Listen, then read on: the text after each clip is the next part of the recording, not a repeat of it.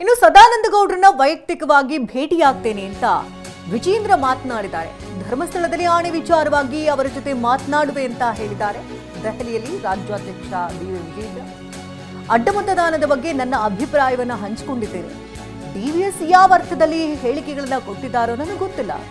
DV. Sadananda ಗೌಡರ ಜೊತೆ ದೂರವಾಣಿಯಲ್ಲಿ ನಾನು ಈಗಾಗಲೇ ಮಾತನಾಡಿದ್ದೇನೆ ಅಂತ ವಿಪಕ್ಷ ನಾಯಕರ ಜೊತೆ ಚರ್ಚಿಸಿ ಅಂತಿಮ ನಿರ್ಧಾರ ಕೂಡ ಕೈಗೊಳ್ತೀನಿ ಅಂತ ವಿಜೇಂದ್ರ ಮಾತನಾಡಿದ್ದಾರೆ.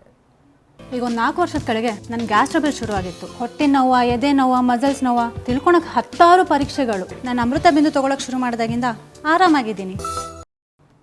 ಸದಾನಂದ ಗೌಡರು ಯಾವ ಅರ್ಥದಲ್ಲಿ ಹೇಳಿದ್ದಾರೆ ನನಗೆ ಗೊತ್ತಿಲ್ಲ. ಮೊನ್ನೆ ದಿನ ಅವರು ಕೂಡ ನಾನು ದೂರವಾಣಿ ಕರೆ ಮಾಡಿದರು. ನಾನು ನಮ್ಮ ಪಕ್ಷದ ಯಾವುದೇ ಹಿರಿಯ ನಾಯಕರುಗಳು ದೂರವಾಣಿ ಕರೆ ಮಾಡಿದಾಗ ವಾಪಸ್ ಮಾಡ್ತಕ್ಕಂಥ ಒಂದು ಪರಿಪಾಠವನ್ನು ನಾನು ಇಟ್ಕೊಂಡಿದ್ದೇನೆ. ಆಯಿತಾ. ಇನ್ನು ಉಳಿದಂಥ ವಿಚಾರ ಸದಾನಂದ ಗೌಡರ ಬಗ್ಗೆ ನಾನು ಬಹಿರಂಗವಾಗಿ ಮಾತನಾಡೋದಿಲ್ಲ.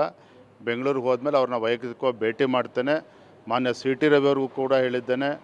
ಸದಾನಂದ ಗೌಡರು ಕೊಟ್ಟಿರ್ತಕ್ಕಂಥ ಹೇಳಿಕೆ ಇರ್ಬೋದು, ಬೇರೆ ಯಾವುದೇ ನಾಯಕರು ಈ ವಿಚಾರದಲ್ಲಿ ಏನು ಹೇಳಿಕೆಗಳನ್ನು ಕೊಟ್ಟಿದ್ದಾರೆ ಅವ್ರನ್ನ ಸಂಪರ್ಕ ಮಾಡಿ ಅವ್ರ ಹತ್ರ ಯಾವ್ದಾರೋ ನಿಖರವಾಗಿರ್ತಕ್ಕಂಥ ಮಾಹಿತಿ ಇದ್ದರೆ ಅದನ್ನು ದಯವಿಟ್ಟು ಪಡೆದುಕೊಳ್ಳಿ ಅನ್ನೋ ವಿಚಾರವನ್ನು ರವಿ ಅವರಿಗೆ ತಿಳಿಸಿದ್ದೇನೆ. ಸದಾನಂದ ಗೌಡರು ಯಾವ ಅರ್ಥದಲ್ಲಿ ಹೇಳಿದ್ದಾರೆ ನನಗೆ ಗೊತ್ತಿಲ್ಲ. ಮೊನ್ನೆ ದಿನ ಅವರು ಕೂಡ ನಾನು ದೂರವಾಣಿ ಕರೆ ಮಾಡಿದರು.